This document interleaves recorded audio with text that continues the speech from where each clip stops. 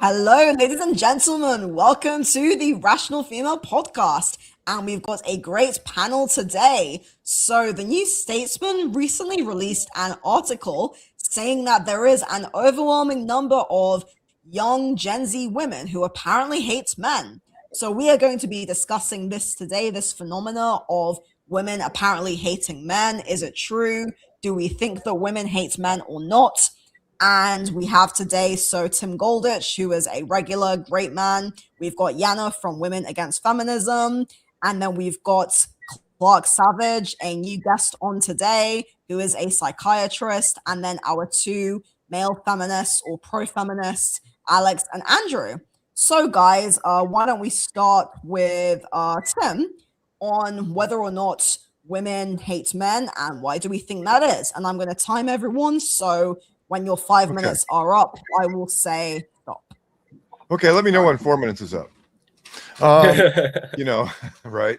All right, I'll start with some grounding. All right, so hate. Alex already pointed out that's such a strong term. So hate has a prosaic definition, where this is like I hate getting up in the morning. I hate taking a cold shower. I hate broccoli. I hate traffic. That kind of hate is just like rolls off our tongue. Doesn't mean that much. And then there's the kind of hate that's like incendiary, the kind that actually could lead to violence. So let's just kind of define that two things. So there's just an ordinary, everyday use of hate. Where we could say that that's just like it annoys me, and so anybody could say that men annoy me or that women annoy me. All right, then there's indoctrination. Okay, I'm gonna jump right to it. So here's here are some examples of feminist rhetoric. And I'm going to start right from the very beginning with Elizabeth Cady Stanton, Seneca Falls, 1848. She was keynote speaker. And this is a piece of something called The Sentiments. She writes, "The history of mankind is a history of repeated injuries and usurpations on the part of man toward woman, having in direct object the establishment of an absolute tyranny over her. To prove this, let facts be submitted to a candid world. Wherever we turn, the history of woman is sad and dark without alleviating circumstances, nothing from which to draw consolation." So I will sum that up as men have the power, women are the victims. Man bad, the over-empowered oppressor. Woman good, the innocent victim. In quotes, of course. And I will say that is central to what feminism is and what feminism does. And it leads in the extreme to someone like Robin Morgan encouraging women to hate men, having declared man hating an honorable and viable political act because the oppressed have a right to class hatred against the class that is oppressing them. Yeah, if women go around with this idea that the world is a kind of male heaven and female hell, and that it's all men's fault, well, how are women going to feel toward men? How else could they feel toward men? Well, in the real extreme, you got someone like Sally Miller Gearhart, who says to create and preserve a less violent world, every culture must affirm a female future. So it says species responsibility must be returned to women in every culture. The proportion of men must be reduced to and maintained at approximately 10% of the human race. Now, I realize, of course, that's not representative of anything, but it's emblematic of something. It is something that feminism needs to own. This deep, dark shadow side of itself. And it's not just obscure feminists. It's major, prominent feminists with written books that are required reading in gender studies classes everywhere. Gloria Steinem, the most dangerous situation for a woman is not an unknown man in the street. Is that 4 minutes? Or even an enemy in wartime, but a husband or lover in the isolation of their home. Okay, women who drink or guzzle that Kool-Aid, how are they going to feel toward men? How else could they feel toward men? But that except to feel that men are the enemy, that men are man bad, woman good. Okay, thank you. So indoctrination, that's the first point I'll make. Okay, so I don't, I'm just gonna go like this when you're, so I'm gonna go like this when it hits 4 minutes. So yeah, there's quite a few of us, so I couldn't I'll go like see this you and anyway. then I was wrap it reading up off after the 30 screen. seconds. Yeah, like that. Okay, cool. So thank you very much, Tim. That was a very good introduction. So who would like to come in and say something to that? Jana, okay, go on. Okay, I will just go next. I'm not going to necessarily comment on what he said, but I'm commenting on the statesman on the topic, right? Now, my take is that feminism involves a lot of identity politics, and the identity politics is based on self-serving bias, right? So all humans have self-serving bias in that we all see ourselves as good, and we are biased towards seeing ourselves as victims.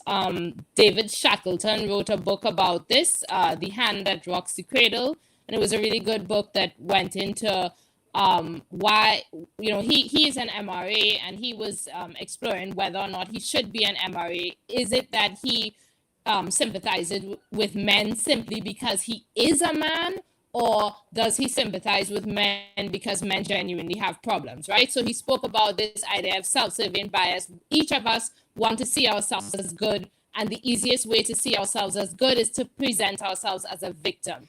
And this is why a lot of ideologies tell people, you are a victim. You are a victim of sexism, so therefore, And it works on people because people have this bias to see themselves like that, right?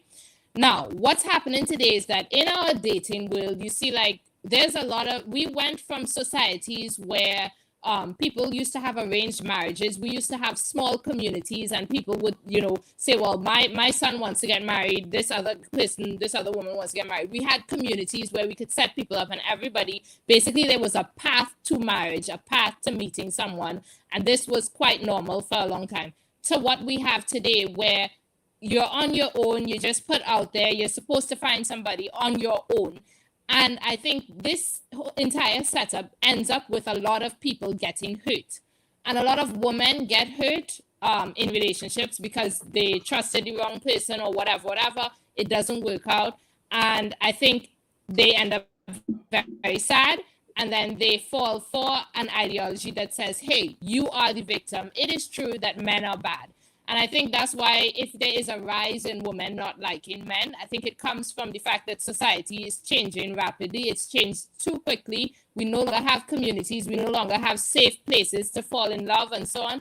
And our interactions between the genders, it's basically going wrong. People are getting hurt. People don't have anybody to trust, and they need basically, when you fall from that, being hurt in a relationship in this way, you need some sort of ideology or movement or something to get you out of it, a kind of therapy.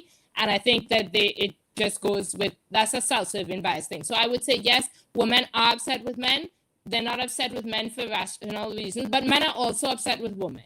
And that's why I think there is quite some hatred on both sides. And it's especially serious for women, I think, because women are not getting what they naturally, biologically, or whatever want from men, okay? And men are also probably not getting the stuff that they want from women, but at least men have corn or whatever. I don't know. Anyway, that's my take. So next person, I guess, Andrew.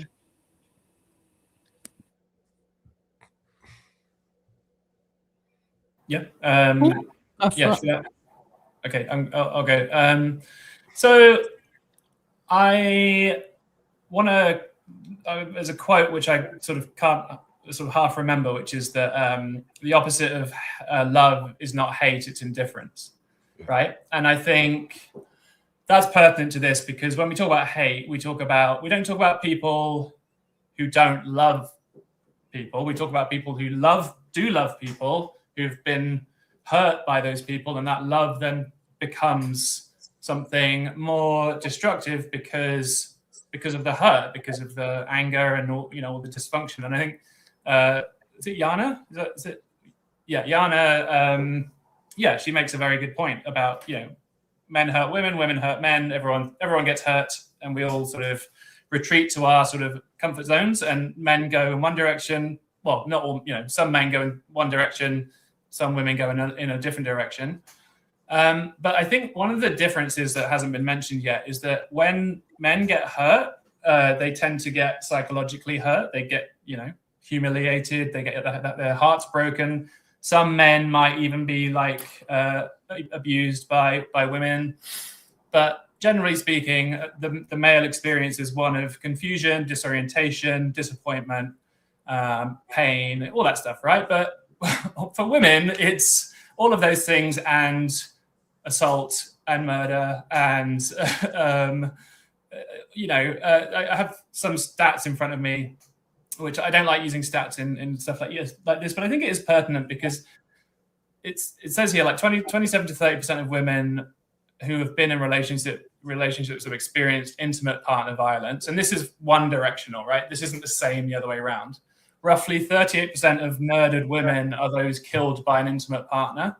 An average of 137 women a day were killed by intimate partners or by family members in 2024, right? So that's when Tim talks about the most dangerous place you can be is at home with your husband, that's what that's referring to. It's the fact that a lot of women get killed or assaulted, physically harmed by their loved ones, their husbands, their partners, or men that they've dated, or just men that they see on the street, right? So that's why women are not happy with men, because of this very real problem that is happening. And yes, men get killed too, men get harmed, men get abused, but lots of women get abused by men in a way that women don't do the same to them, right?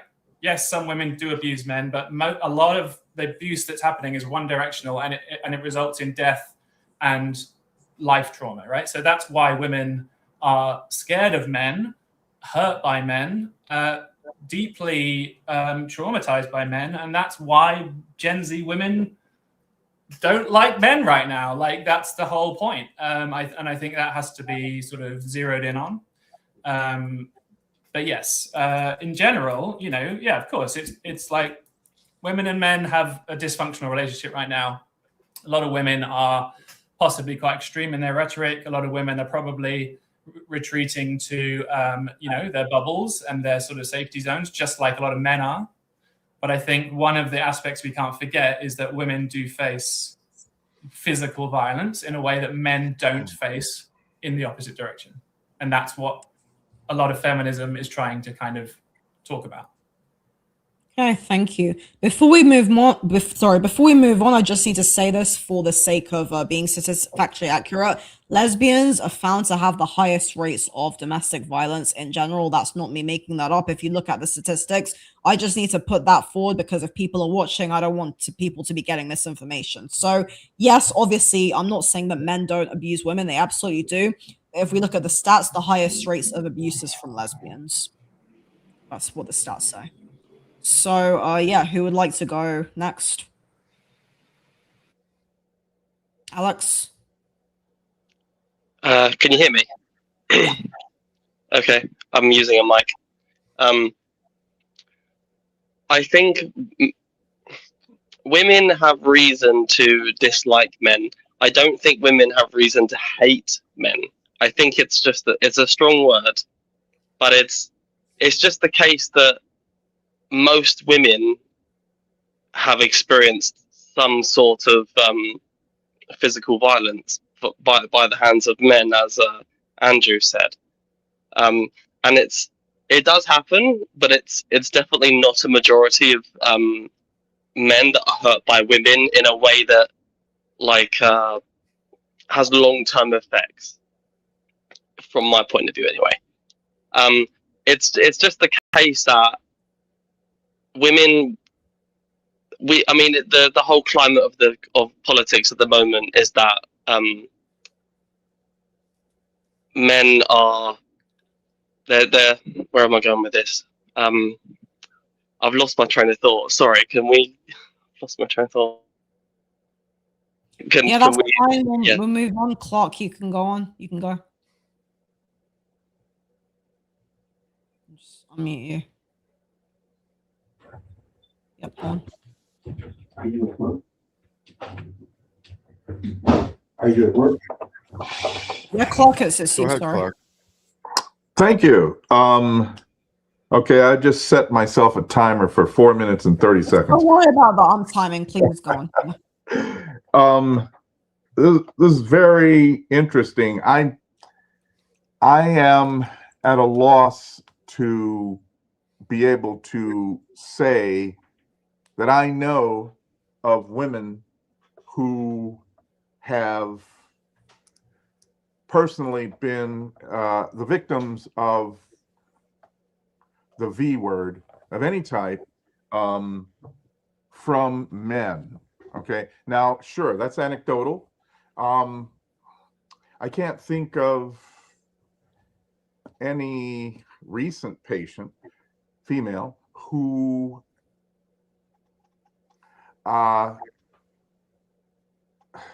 says that she was the victim of violence from a man.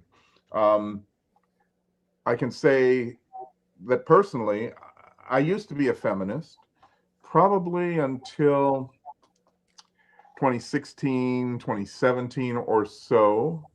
And like one of our best presidents of the United States said, on or about May 9, 2012, like him and his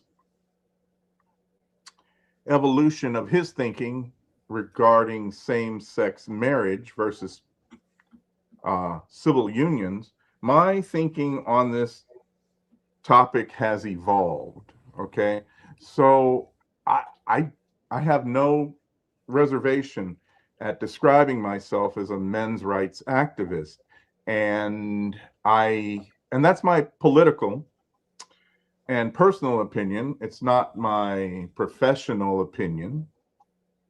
And as I said earlier, I don't impose my professional opinion on my patients or the subjects of my examinations.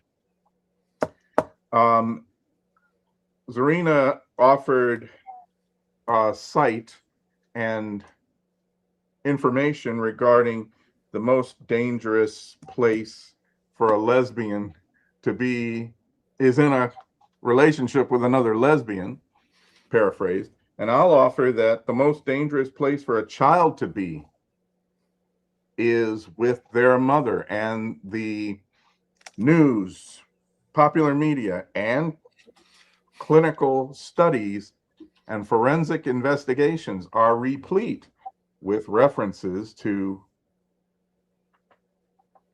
filicide or children being murdered by their mothers. Now there are, what is the word?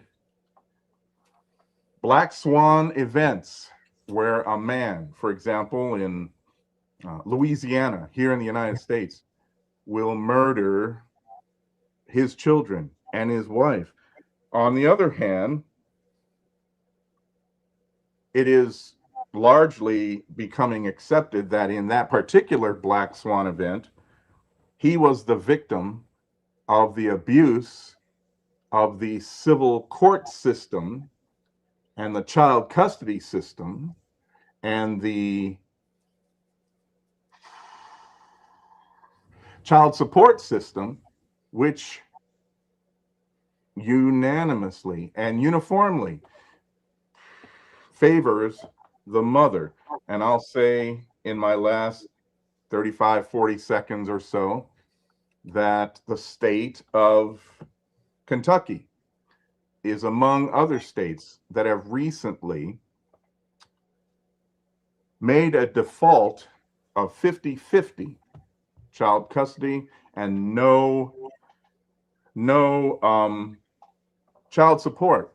And the result is that in the state of Kentucky, the divorce rate dropped 25% and is steadily falling. And that's what I have to say to contribute to this discussion. Thank you. Okay, thank you.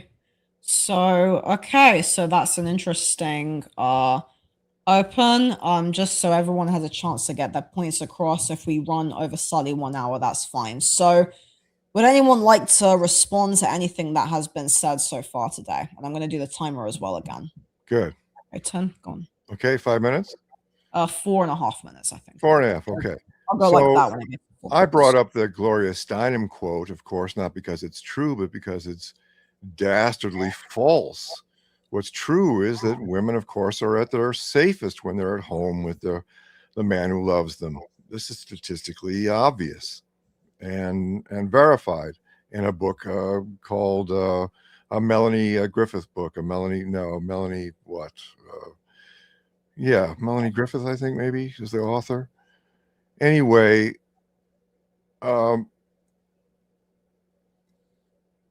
there's various. It's very difficult to separate fact from fiction when it comes to DV, domestic violence. But there are surveys. You see, there's the justice system, the criminal system statistics, but those only measure accurately or even intend to measure which sex is more often suspected, arrested, prosecuted, and punished for domestic violence. The survey evidence measures domestic violence, both reported and unreported. And it is, last I looked into it, all 54 studies that have been done in the English language indicated that women initiate and inflict violence at every level of violence at rates equal to or greater than the reverse. This is where the lesbian statistic is very relevant. And the gay males are the least violent. So there is evidence and survey evidence, strong survey evidence that's telling us that, if you ask men and women specific questions, how many times in the last day, week, year, month have you pushed, shoved, hit, used harsh language, threatened with a knife, and so on, and in reverse, how many times have you been attacked in these ways? The aggregate scores come out that women are at least as violent as men in these situations. So this is there are different types of abuse. And there are different types of abuse. But the thing is, what I'm trying to say is that this quote from Gloria Steinem, this is what's infused throughout the culture. This is the feminist ideological dictatorship, which leads to everyone believing this, you see, and all who believe it will have reason to be hostile toward men. If men really are so awful that a woman is at her most deepest danger when they're alone with one, you see, that forces us to be hostile toward men if we believe that. But it's false. It's one of read a book called Who Stole Feminism by Christina Hoff Sommers. It's a compendium of feminist falsehoods that she personally tracked down and found the sources and found that they were false.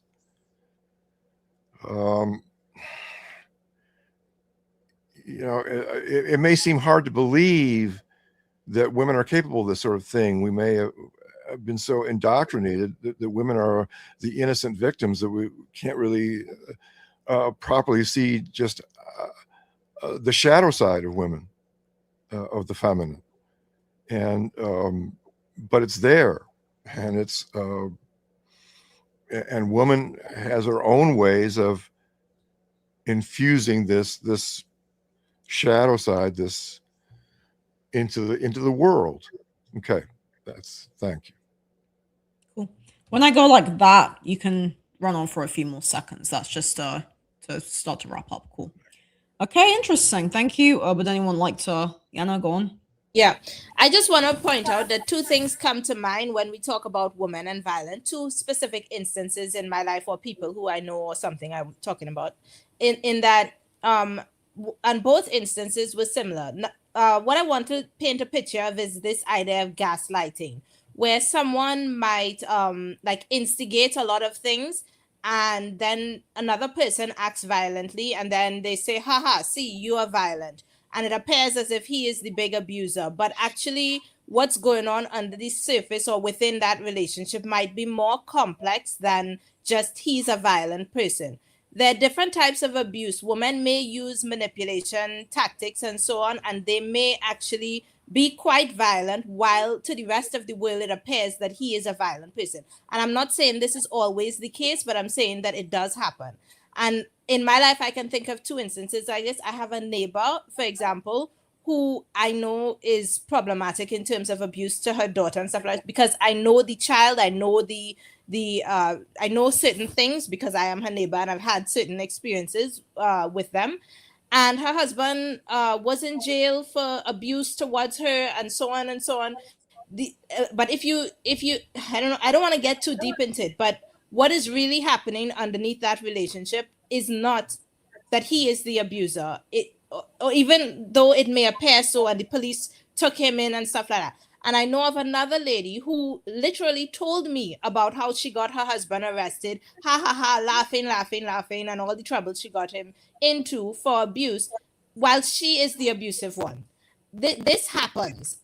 So we cannot just trust blanket statistics on violence, because relationships, interhuman relationships, are more complex than that. Different types of violence exist, and it is not always the case that the statistics are able to capture what is really going on. I'm not saying to paint men as innocent. I don't believe that either gender is innocent. I'm just saying that to say we have to be careful about painting either sex as either violent or non-violent. There is no such thing. We are just humans, and in all, I don't think it makes sense to vilify just one side. And I wanted to hear Alex. I didn't hear Alex's yeah.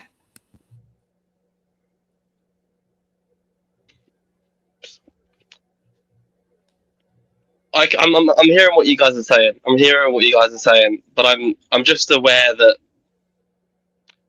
like, women aren't going to lie about what experiences they're having, and I'm pretty sure it's like, I don't know, is it like 2 in 3 women know someone who's been assaulted, or they at the hands of their own partner, or like most is obviously, it's a majority, if I don't know what it like in terms of how much out of total, but men, I guess this is something that feminism is trying to, from my point of view, it's trying to fix, because men don't feel like they can even be honest about the fact that potentially their girlfriend is doing something negative to them, but society tells them, at least I'm definitely an anecdotal example of society telling me that I can't express emotion, or that I'm weak if I do. But any good men out there, which I consider myself one of them, we're not like pulling up or calling out. We're not calling out our guy friends on what they're doing, and it's joking about.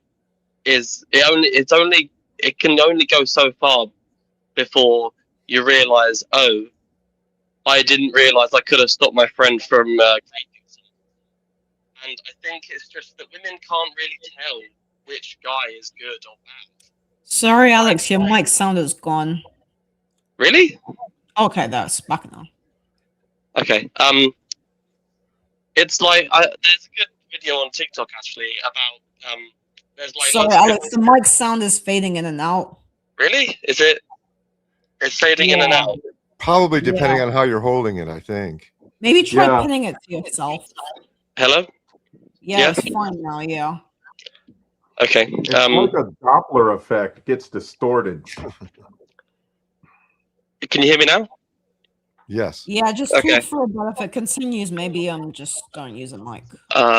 What was I saying? About, women and women don't lie, which we do. Calling out all their women male are friends. capable of lying. Right. do lie. Yeah. Sorry. Go on, God Alex. damn it. No, you were talking about the Oh yeah, experience on TikTok, there's a video about cookies, and the woman had an example of, I've put poo in some of these cookies. Are you willing to test out which one? Right, Like, Alex, I'm sorry. I'm gonna just mute you. I think you need to sort out the mic. Somebody else, please go. Allow me.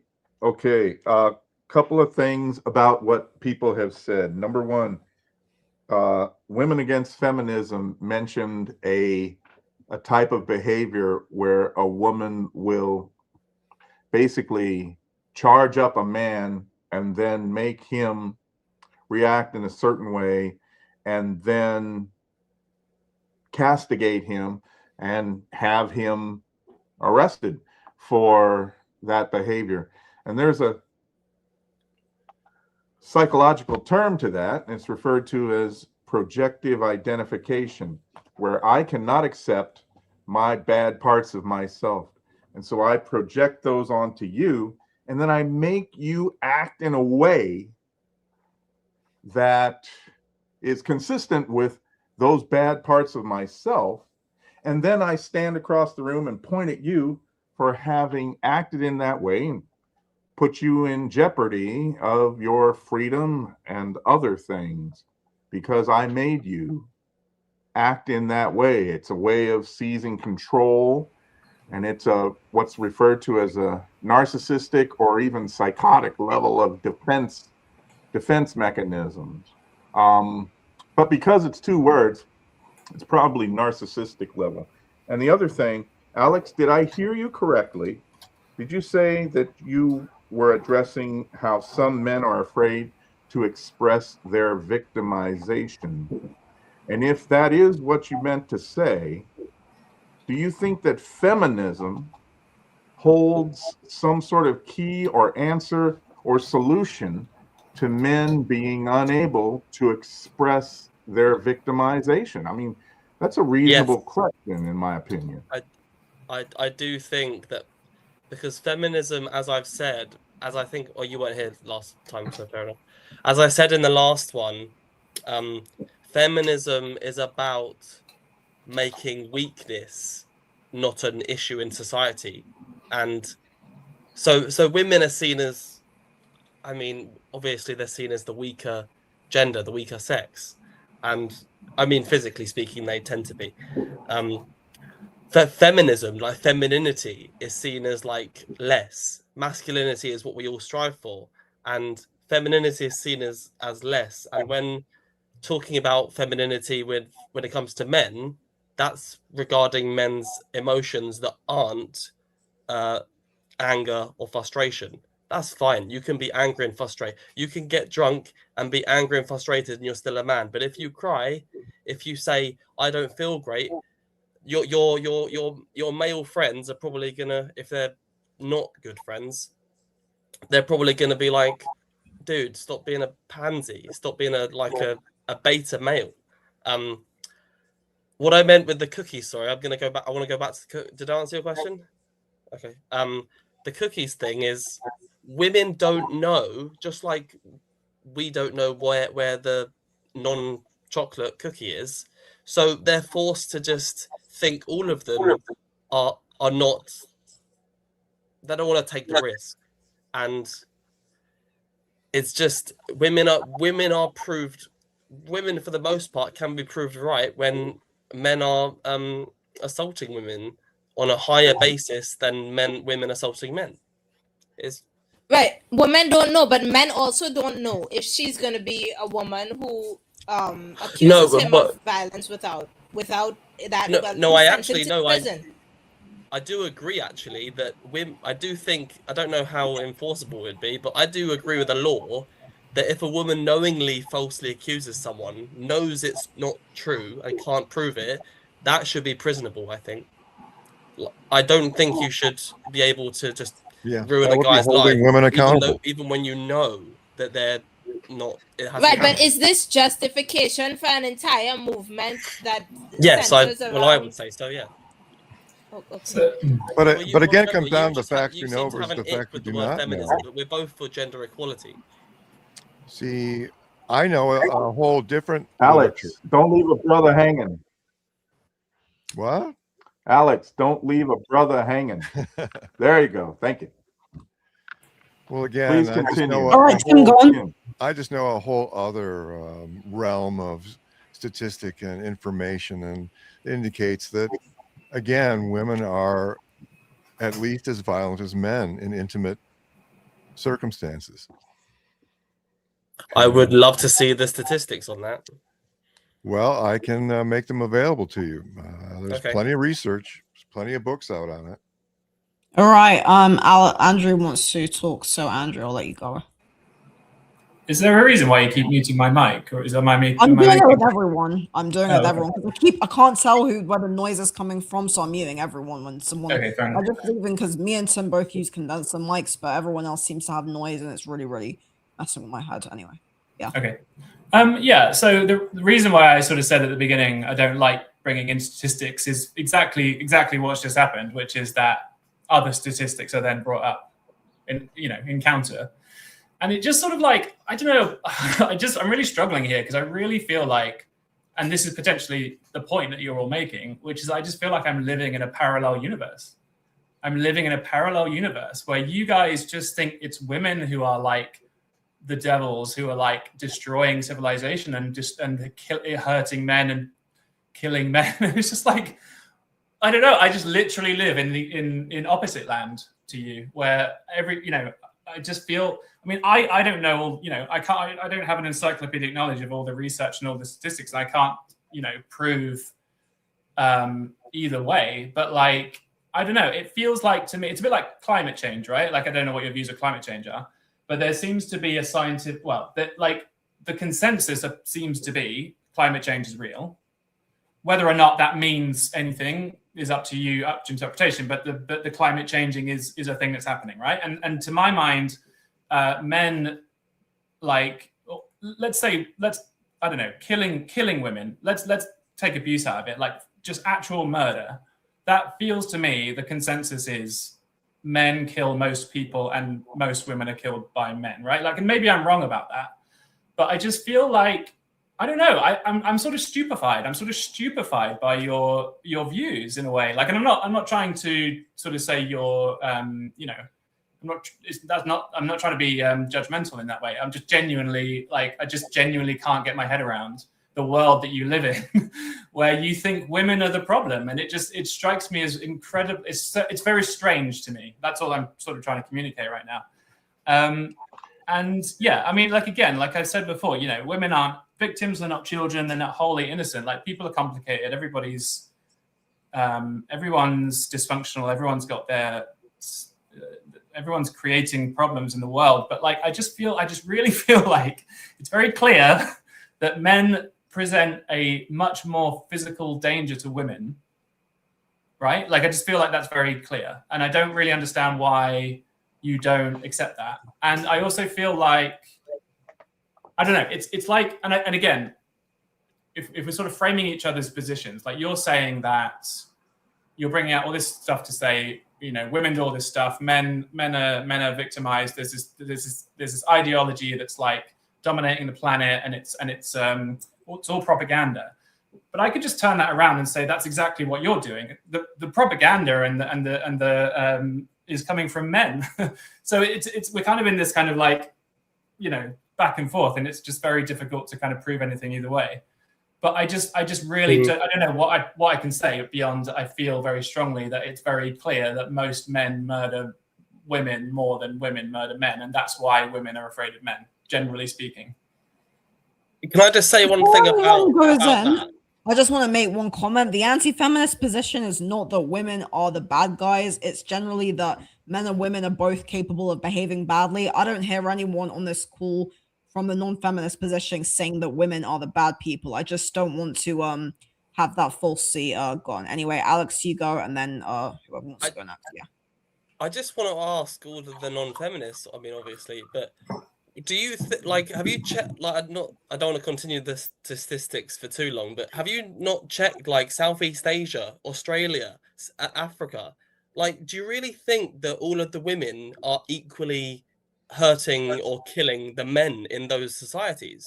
It just, I'm with Andrew here in like, are we upside down? Like, or is this just, do you think that women have like got superhuman strength now and can overpower a guy who like men on average, there's more testosterone, women have more estrogen on average. Like, I just don't understand how you think that women have the capacity to be equal to men in terms of violence. Well, can I say something about that quickly? Can I speak to Are we that? popcorning at this? Go ahead, Tim. I'll do mine really fast. So the evidence I know suggests that women are 5 times more likely to use weapons, where men more often use their hands. So what I believe is a woman, a 110-pound woman, can come up behind a 220-pound man with a brass candle holder in her hand and whack him on the back of the head and take him right out. True. Okay. I mean, just like, yeah. Oh, go ahead. I mean, maybe surprise attacks are more common amongst women being the perpetrator, but most men, even like at the average person, maybe 5'9", you know, not too like strong, they can probably disarm a woman who's about 5'3" or 5'4" quite easily, even if it's a machete. Okay. Just like for the last 60 years, all we've heard is one side, and that is that feminism is good for men and women. And all we've heard is that women being empowered will help both men and women. That's a one-sided argument. And so I'm sorry, boom. Andrew, when you say that you're perceiving things from a different perspective, you're in a different world, maybe so. But the argument, to bring this back around full circle, the argument and the article that was a springboard for our discussion today is not about the third world. This is what we're discussing is absolutely first world problems. Okay. You don't hear about the male loneliness epidemic in the third world. You do hear about child soldiers, and they are all boys. Okay. You don't hear about masculinity and femininity and how they are at odds with each other in the third world, but you do hear about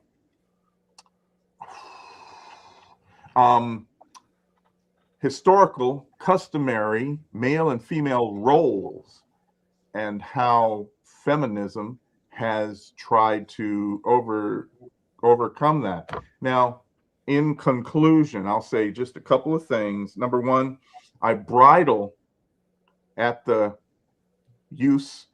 disparaging use of the terms Black Lives Matter, and I think that the term incel, which is definitely a first world problem and a first world term,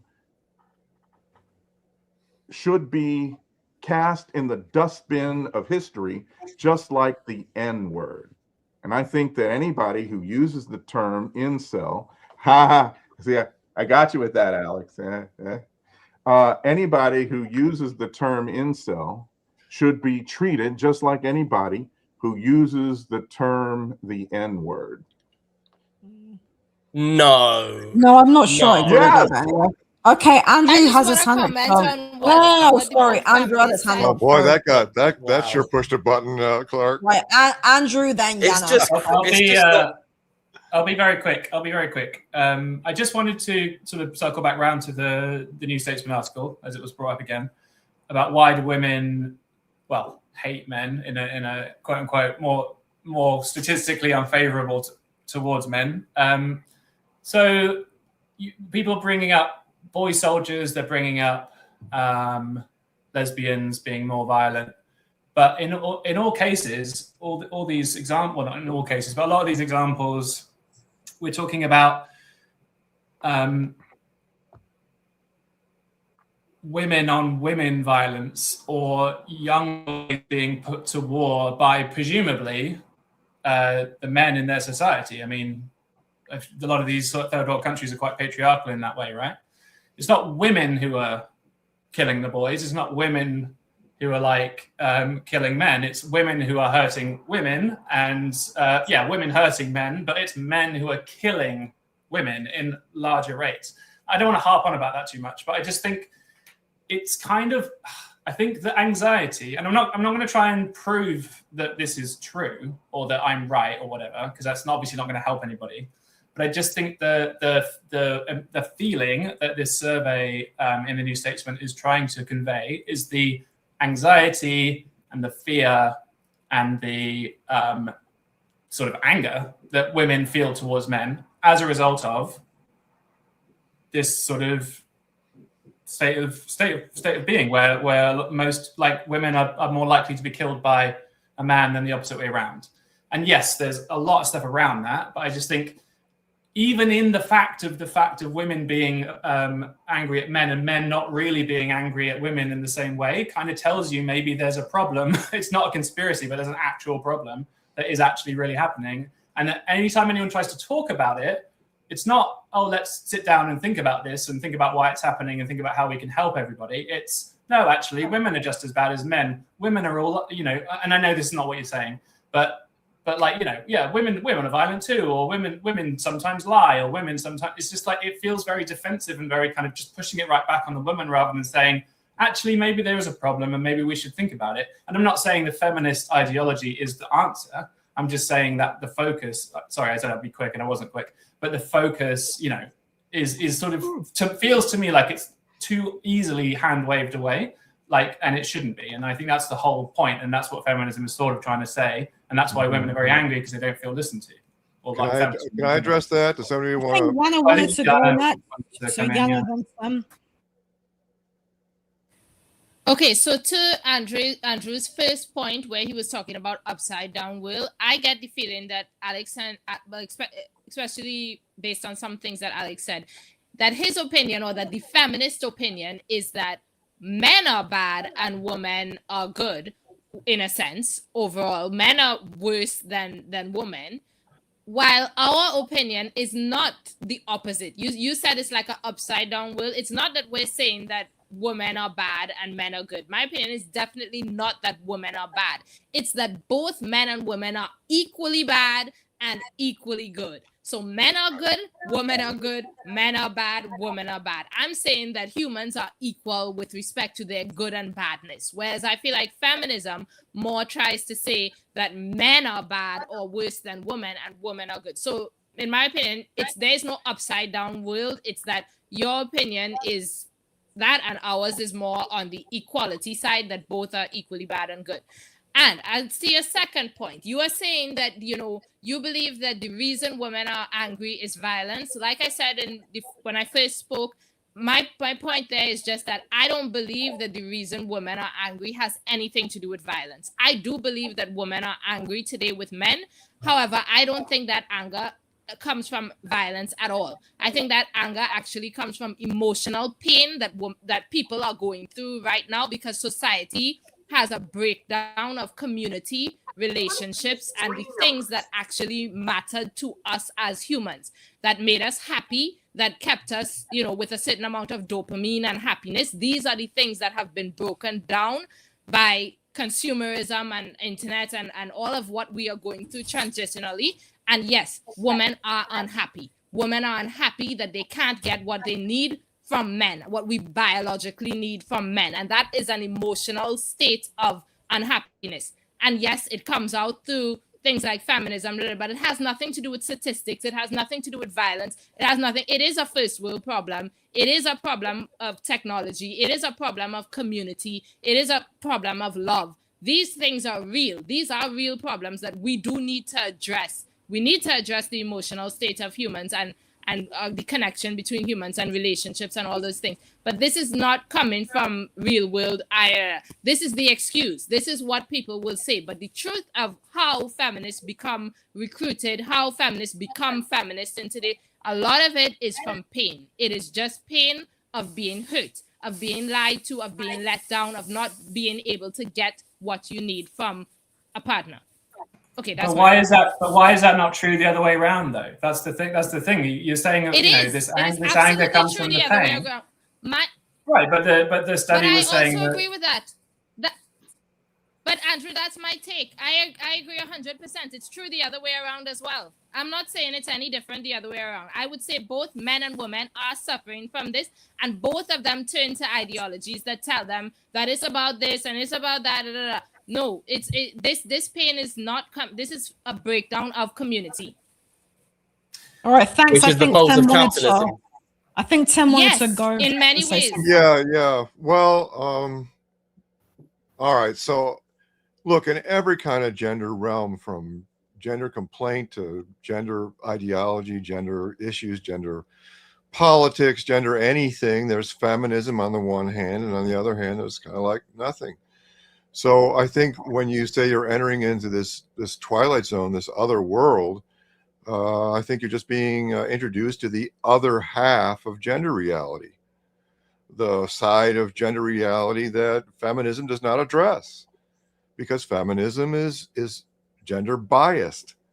As its name suggests, it is feminism. It does take a look at male power and female victimization.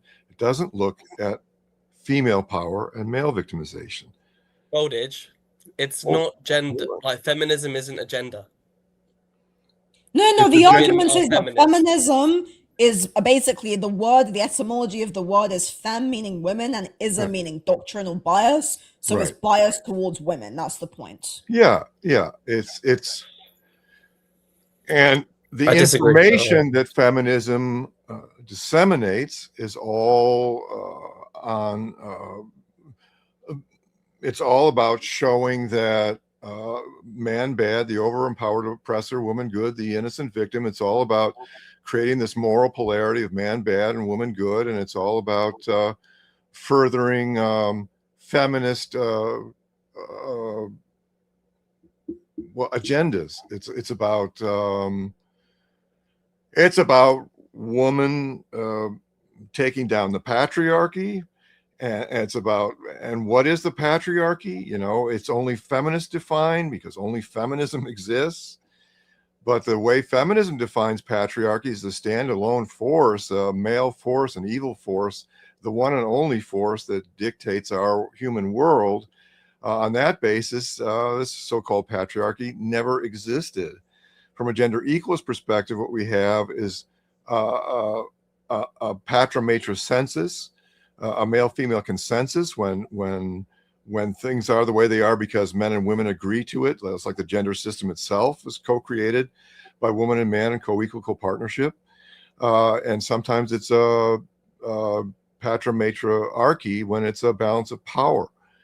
But we don't even know what female power is. All we know is like female senators and CEOs, female potentates, but they just happen to be wielding high-end forms of male power. We have no clue what female power is and how it operates in the world, but that's things like beauty and sexual power.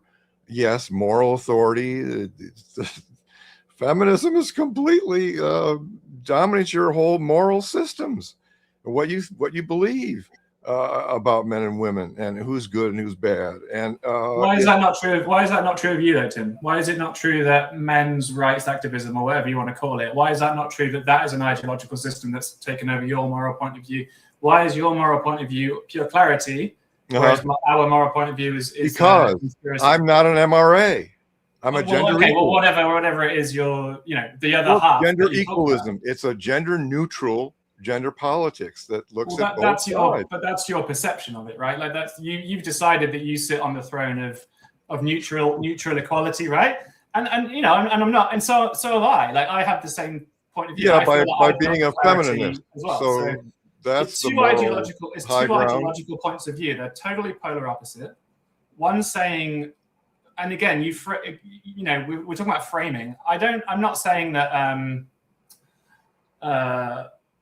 The framing of it, like of that feminists think men are bad and women are victims, or that men's rights activism think that women are all evil or what have you. Like that both framings are unhelpful, and I completely accept that. I would actually say, I just really feel like they're like, the thing that really frustrates me and the thing that worries me is that you're talking a lot about, you're talking about, but it just feels too easy to me. It feels too easy that, we're all just equal already. It's fine. We don't have to do anything. We don't have to worry about anything. Men and women. No. Gender equalism. Gender right? Like, and there's no problem. Like, women don't have a problem. What we're trying to say is that it all balances out, but that's not a statement of complacency. It's a place to start over. It's a place to start over. We are not equal. But gender issues. There's lots of work to be done, but you have to do the work from a position that both are good, both are bad. You have to be open-minded to the problems of both. Coming from an even foundation, right? I'll just say, we are not equal. There's work to be done. It's not that. All right, everyone, we've got 4 minutes left, roughly. It depends on what you mean by equal. I think men and women have always been equal. I think there's been a lot of unfairness. No, they haven't always been equal. But it's been afflicted both sexes alike. I do want to say, as a feminist, I don't think men are like this devil. I do believe that men and women are good. I just think that what obviously the feminists theory says is patriarchy has told men to be a certain way over hundreds of years.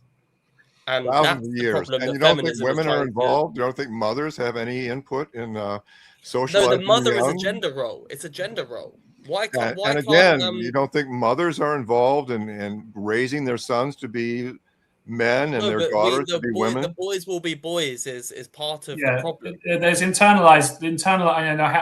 I hate this because this is just going to open a box of worms.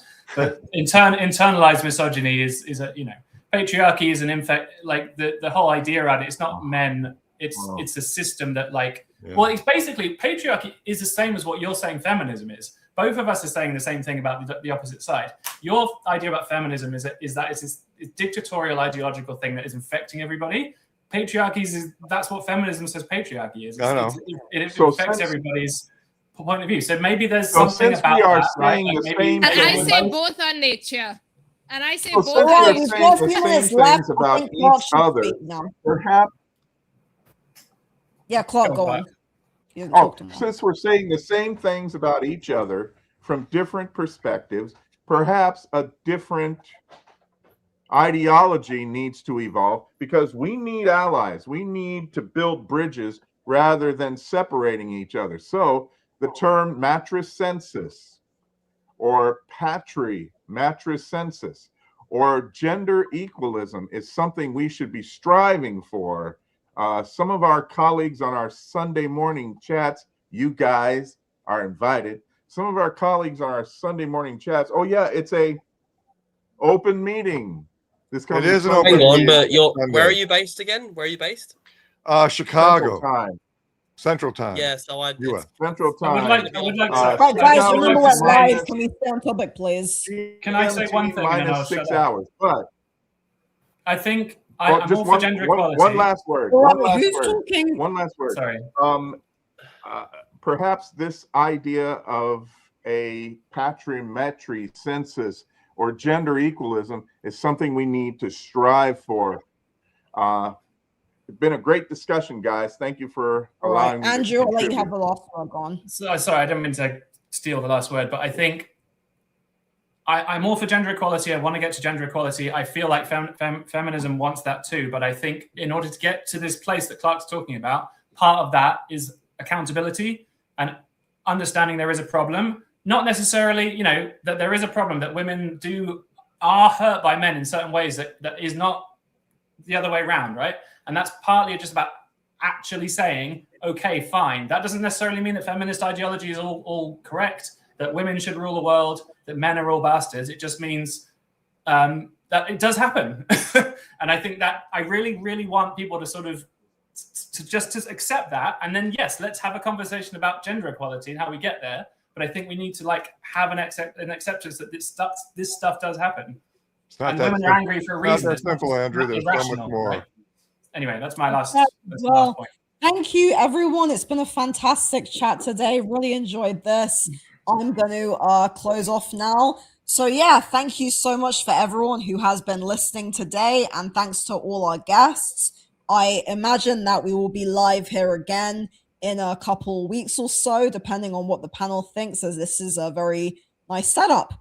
I will be live again on Saturday, the 30th of May at 6 p.m. UK time with the Tin Men. So we will be discussing men's rights. So yeah, and just for the record, I am not a men's rights activist. From my understanding, Tim Goldich and Jana are not men's rights activists, and it seems that Clark is a men's rights activist. But we should also differentiate between someone who is just a non or anti-feminist, someone who is a men's rights activist, and then Tim's term of someone who is a gender equalist.